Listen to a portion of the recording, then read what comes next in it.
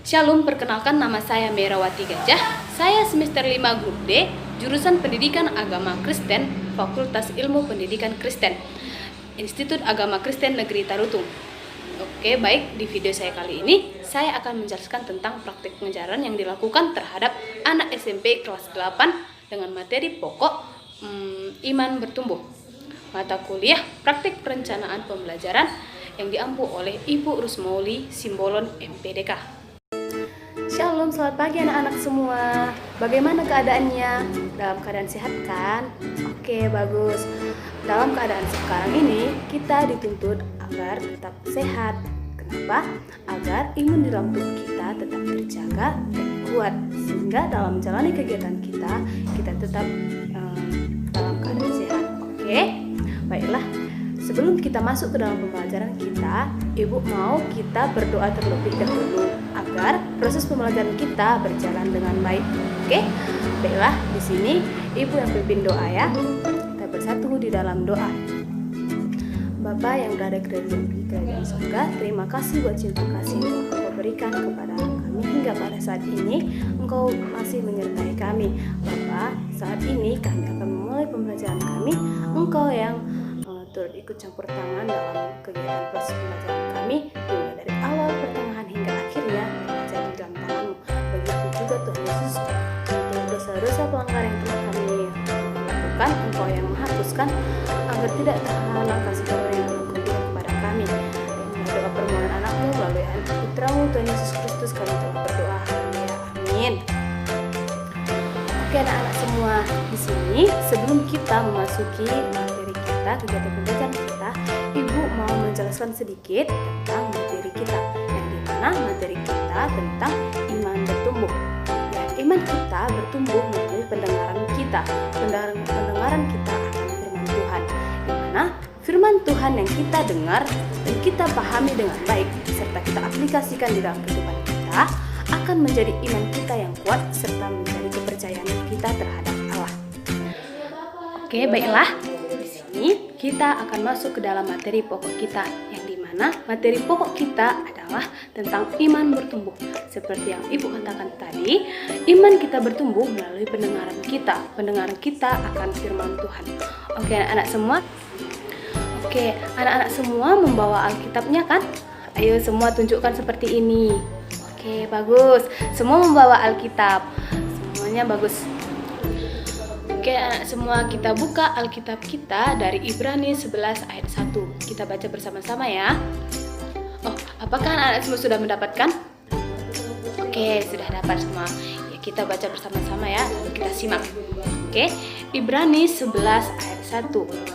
Iman adalah dasar dari segala sesuatu yang kita harapkan dan bukti dari segala sesuatu yang tidak kita lihat. Oke, bagus. Sebelum Ibu melanjutkan, Ibu mau bertanya kepada anak semua. Kita semua pengikut Kristus kan? Ya, benar. Kita semua pengikut Kristus. Kita pengikut Kristus adalah orang yang beriman. Kita percaya kepada Tuhan Yesus karena Roh Kudus yang tinggal di dalam kita. Percaya kan? Oke, percaya. Oke. Iman kita itu sendiri adalah bukti dari segala sesuatu yang Tuhan telah katakan dan kita belum melihat. Itu yang disebut fakta iman. Kita percaya meskipun kita belum melihat. Oke. Iman kita itu berdasarkan fakta, yakni apa yang Tuhan telah katakan. Fakta itu tertulis di dalam Alkitab yang kita pegang sekarang ini. Oke. Ya, isi dari Alkitab adalah firman Tuhan yang kita percayai, yang kita imani hingga saat ini. Walaupun kita belum melihat, semua kuasa-kuasa yang ada dalam Alkitab, tetapi kita selalu merasakan kuasa Tuhan tersebut di dalam hidup kita. Oke. Fakta iman itu harus ada buktinya, harus ada juga perbuatannya, yaitu dalam bentuk fakta nyata seperti kita.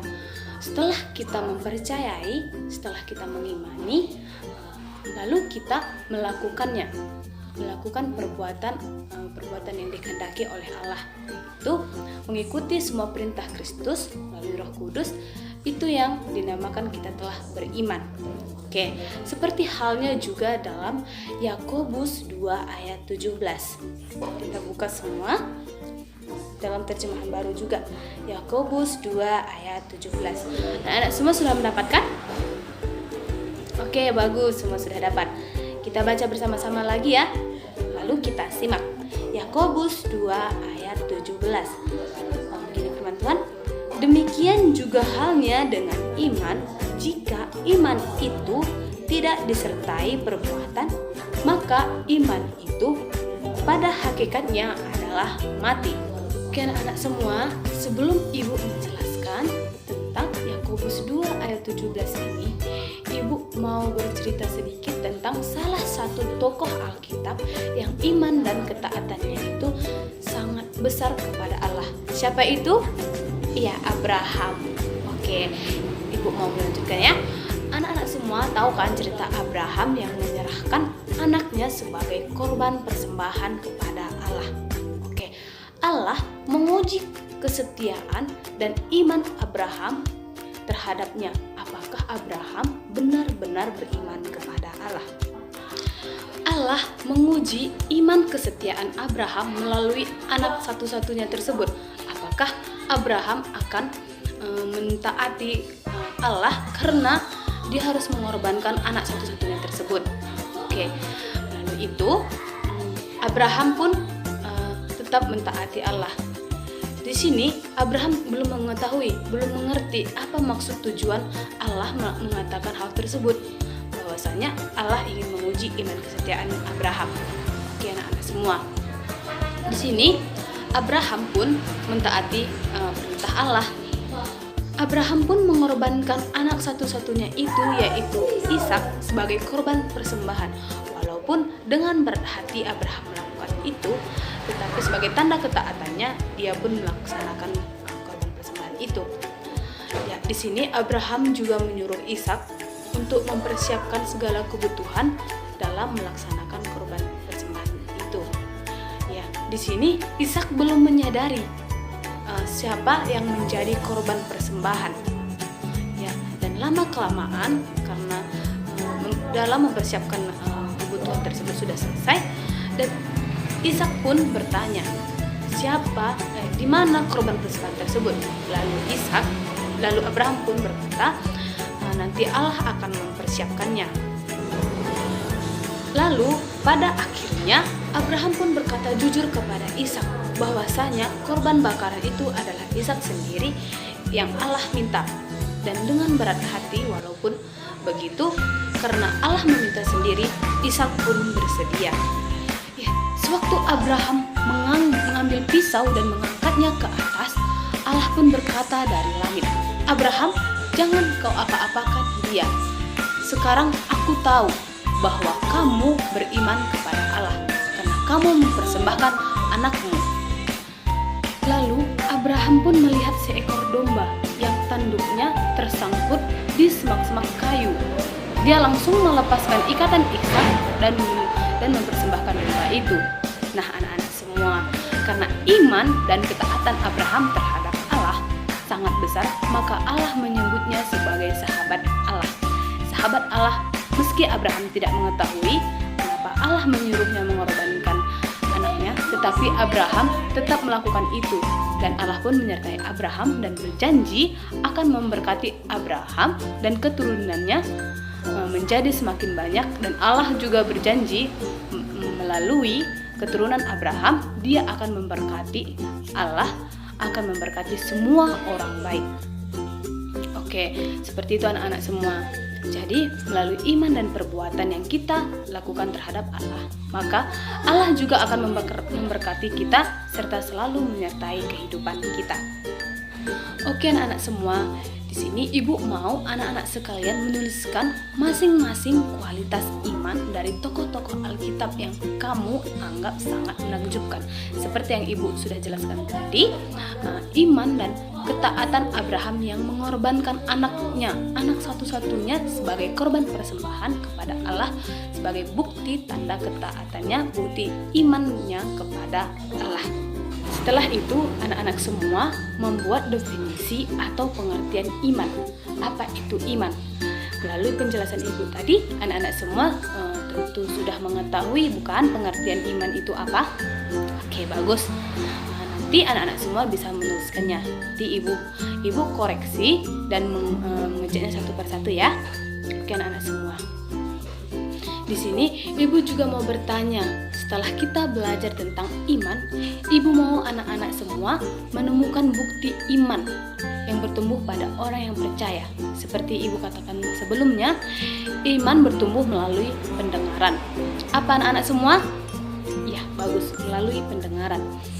Ya, yaitu setiap kali kita mendengar firman Tuhan yang diberitakan, firman Tuhan berkuasa dalam hidup kita.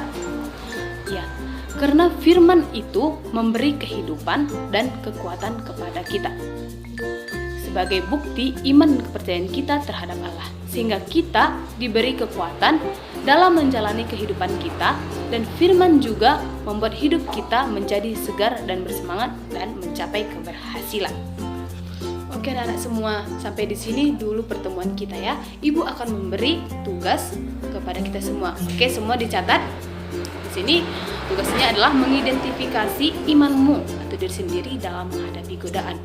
Atau anak-anak semua mencari tahu bagaimana cara menghadapi godaan iman terhadap diri sendiri agar tetap beriman kepada Allah.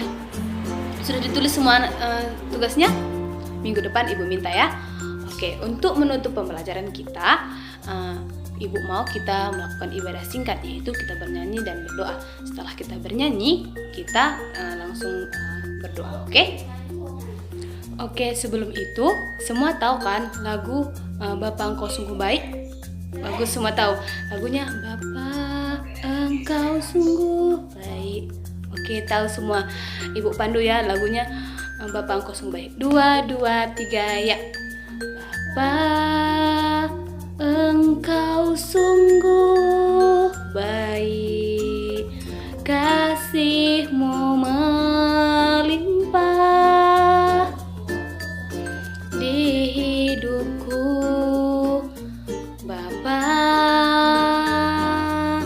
Ku berterima kasih berkat-Mu hari ini yang Kau sediakan bagiku. Ku naikkan syukurku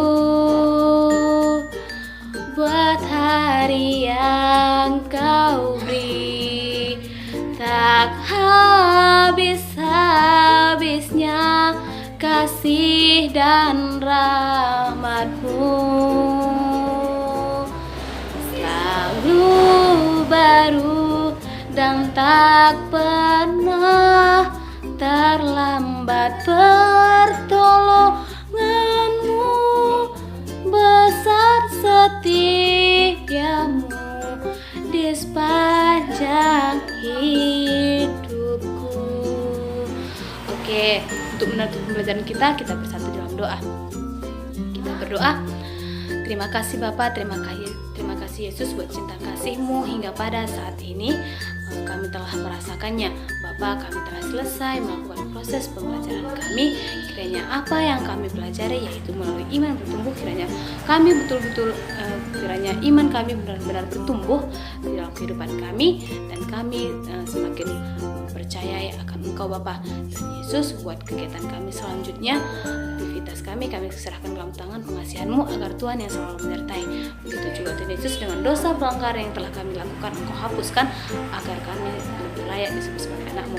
Inilah doa permohonan anak-Mu melalui Putra-Mu Tuhan Yesus Kristus. Kami telah berdoa dan mengucap syukur. Haleluya, amin. Oke teman-teman semua, demikian video saya kali ini tentang praktik pengajaran. Jika ada kesalahan, saya minta maaf. Terima kasih. Shalom.